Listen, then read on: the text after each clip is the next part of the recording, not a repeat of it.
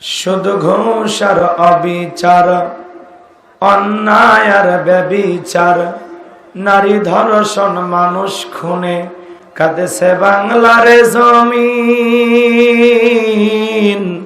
বিদায়ী হতে চলেছেন নবীজির রক্তে মাখা দিন।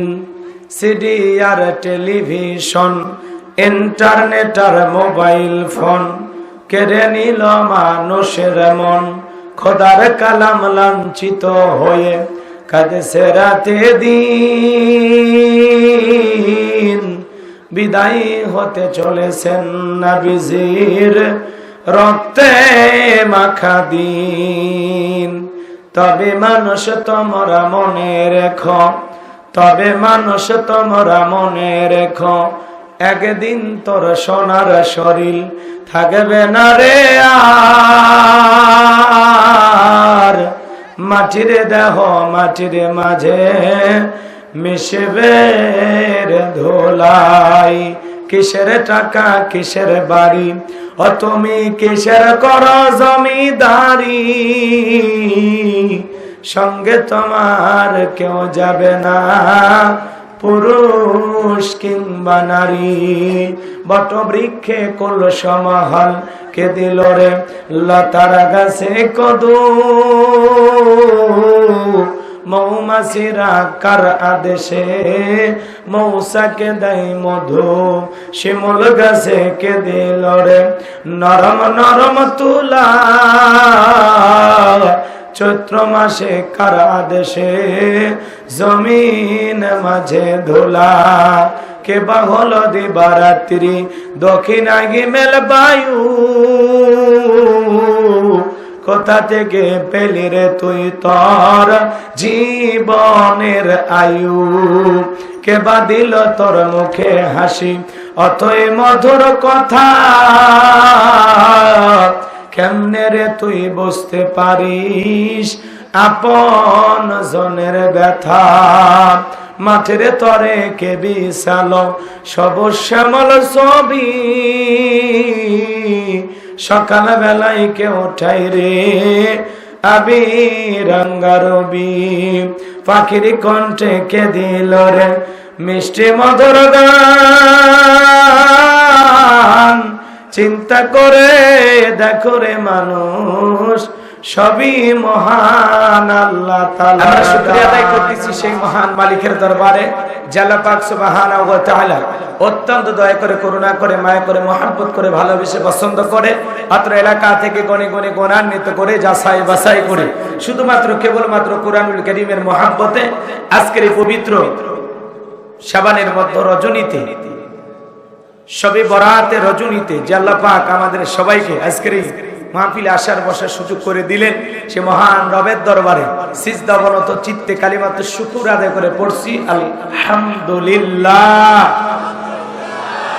পড়ুন রব্বানা লাকাল হামদ হামদান কাসীরান তাইয়িবান মুবারাকান ফীহি।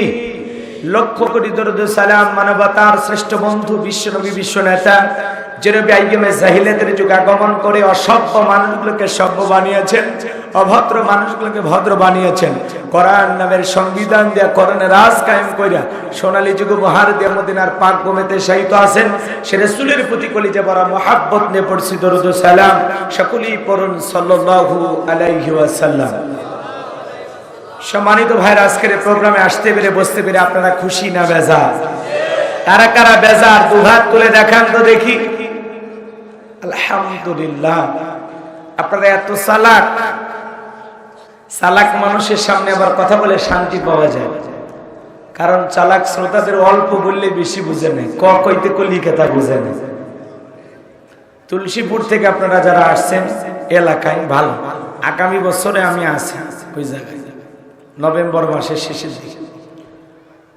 সম্মানিত ভাইরা আমার, আজকের প্রোগ্রামে আসতে পেরে বসতে পেরে কারা কারা খুশি, মুখে নিয়ে হাসি, আওয়াজ দে বেশি আল্লাহ নামের এমন একটি স্লোগান দেবেন, এত জোরে চিৎকার মেরে তাকবীর দিবেন, আশেপাশে যারা ঘোরাঘুরি করতেছে ওরা যেন বোঝে যে না, মাঠে খেলা শুরু হয়ে গেছে।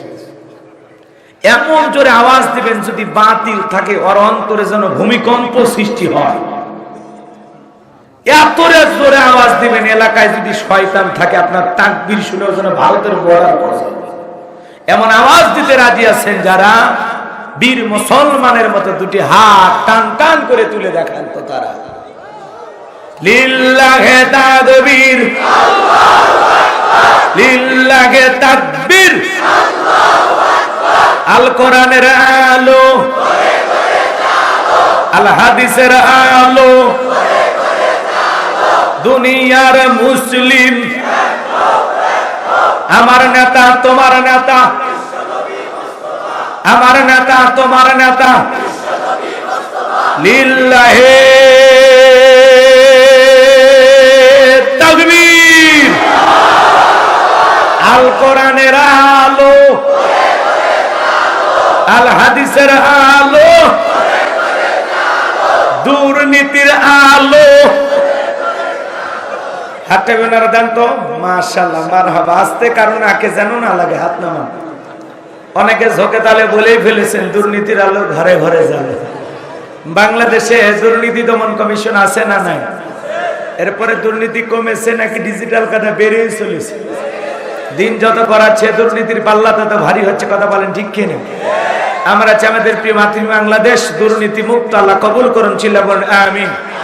আমরা চাই আমাদের বাংলাদেশ মাদক মুক্ত আল্লাহ কবুল করুন, চিল্লা বলেন আমিন। আমরা চাই আমাদের বাংলাদেশ দুর্ভিক্ষ মুক্ত আল্লাহ কবুল করুন, চিল্লা বলেন আমিন। আমরা চাই আমাদের বাংলাদেশ যৌতুক মুক্ত আল্লাহ কবুল করুন, চিল্লা বলেন আমিন।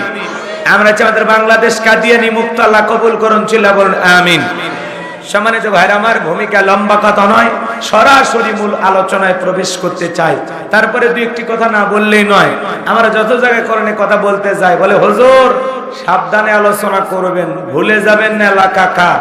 ওদের কথার সাইজ শুনে মনে হয় এলাকা ওদের বাবার। অনেক জায়গায় ওয়াজ করতে গেলে বাতিলের রক্ত চক্ষু দিয়ে তাকায়, হুজুর বুঝে শুনে ভাইবে চিন্তা কথা বলে।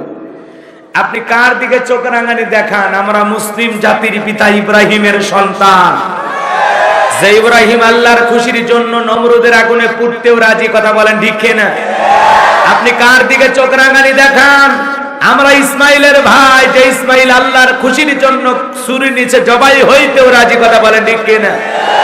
আমরা মা হাজেরার সন্তান, যে মা হাজেরা, তারা হাজেরা ইসমাইলকে আল্লাহর পথে কুরবানি করে দিতে পারেন। কথা বলেন ঠিক কিনা?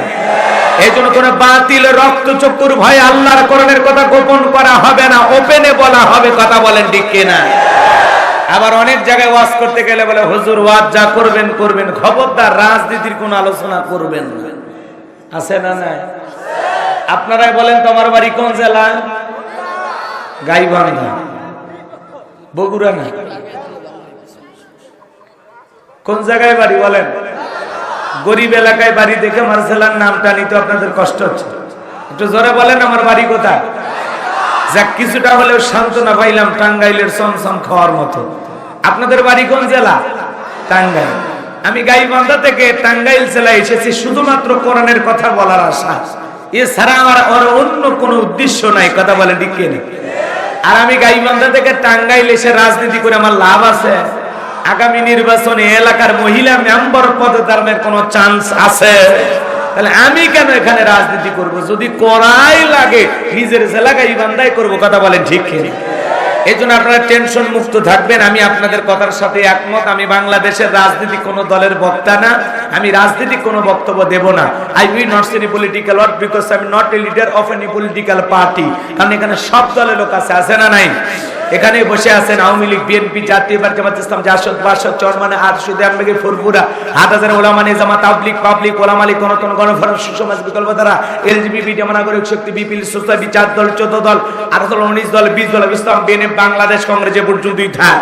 বাংলাদেশে কত দল? আমি যদি দলীয় আলোচনা করি, এই দিক থেকে যদি একটা দল গুদা মারে, ওই দিক থেকে আরেকটা দল থানায় টেলিফোন করে, আমি হুজুরের অবস্থা ভালো না খারাপ?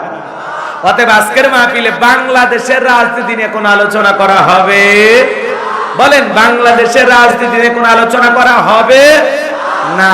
তবে হ্যাঁ, আমি যদি কোন রাজনৈতিক বক্তব্য দেই, এই পৃথিবীর শ্রেষ্ঠ রাজনীতিবিদ, শ্রেষ্ঠ রাষ্ট্রনায়ক, শ্রেষ্ঠ রাষ্ট্রপতি, শ্রেষ্ঠ সেনাপতি, শ্রেষ্ঠ বৈজ্ঞানিক, শ্রেষ্ঠ দার্শনিক, শ্রেষ্ঠ বাবা, শ্রেষ্ঠ নানা, শ্রেষ্ঠ স্বামী, শ্রেষ্ঠ আদর্শ, শ্রেষ্ঠ মহামানব রহমাতুল আলামিনের মদিনার আদর্শের রাজনীতির কথা বলবো। আমি যদি কোন রাজনৈতিক বক্তব্য দেই, খলিফাতুল মুসলিমিন আমিরুল মুমিনিন হযরত ওমর ফারুকের আদর্শের রাজনীতির কথা বলবো। যে ওমর ফারুক আল্লাহর জমিনে আল্লাহর আইনকে প্রতিষ্ঠিত করতে গিয়ে নিজের কলিজার টুকরা ছেলেকে পর্যন্ত ছাড় দেয় না, কথা বলে ঠিক কিনা?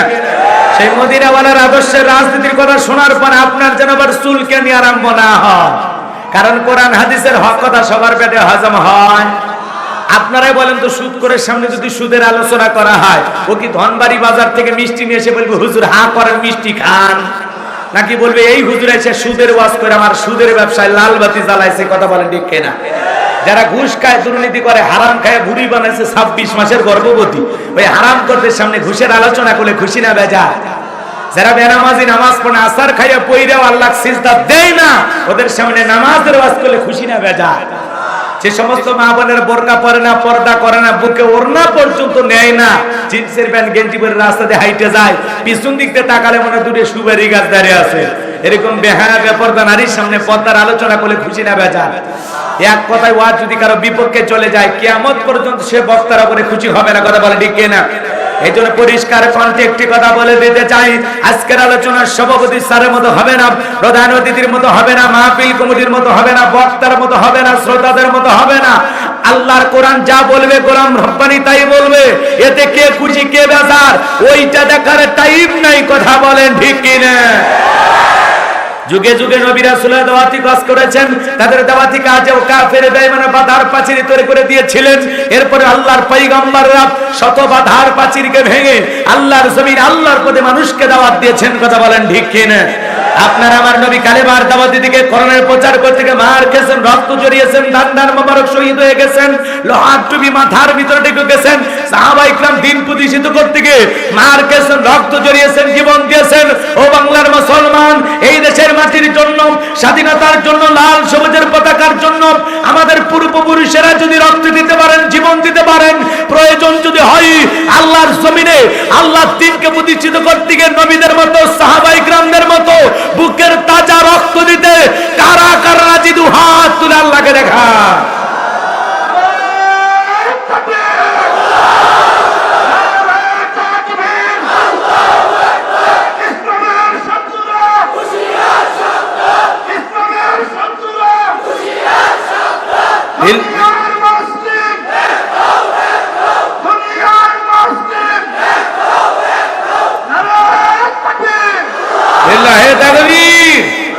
সোজা করেন, আমি কি হাত নামাতে বলেছি? হাত টান টান করে তো মাঝে মাঝে হাত বেঁকা করে তুলেছেন, দুই হাত তোলার শক্তি না। আপনি পুরুষ মানুষ, দুটি ভিটামিন ক্যালসিয়াম মাঝে মাঝে কিনে খাবেন, একেবারে দুর্বল হলে তো চলতে পারবেন না। হাত সোজা করেন। আমার আল্লাহ রাব্বুল আলামিন বলেন, ইন্নাল্লাহা আশতারা মিনাল মুমিনিনা আনফুসাহুম ওয়া আমওয়ালাহুম বিআন্না লাহুমুল জান্নাহ, নিশ্চয়ই মুমিন বান্দাদের জান মাল আমি আল্লাহ ক্রয় করে নিয়েছি, বিনিময়ে দেব জান্নাত। বলুন সুবহানাল্লাহ। তাহলে সূরা তাওবার 111 নম্বর আয়াতে আল্লাহ পাক জানায় দিলেন মুমিনের জানমালের মালিক কে? এই টাঙ্গাইলের যুবকেরা ভালো করে বলো তো, এই জীবনের মালিক কে? প্রেম করবার প্রেমিকাকে পার্কে নিয়ে যা ডায়লগ দিবা, এ জীবন তোমার, তুমি শুধু আমার। ওরে হাইব্রিড যুবক, এই জীবনের মালিক কে?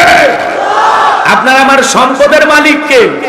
আল্লাহর দেয়া জীবন, আল্লাহর দেয়া সম্পদ আল্লাহর পথে খরচ করতে রাজি আছেন তো মুসলমান? রাজি আছেন তো ইনশাআল্লাহ? রাজি আছেন তো ইনশাআল্লাহ? রাজি আছেন তো ইনশাআল্লাহ?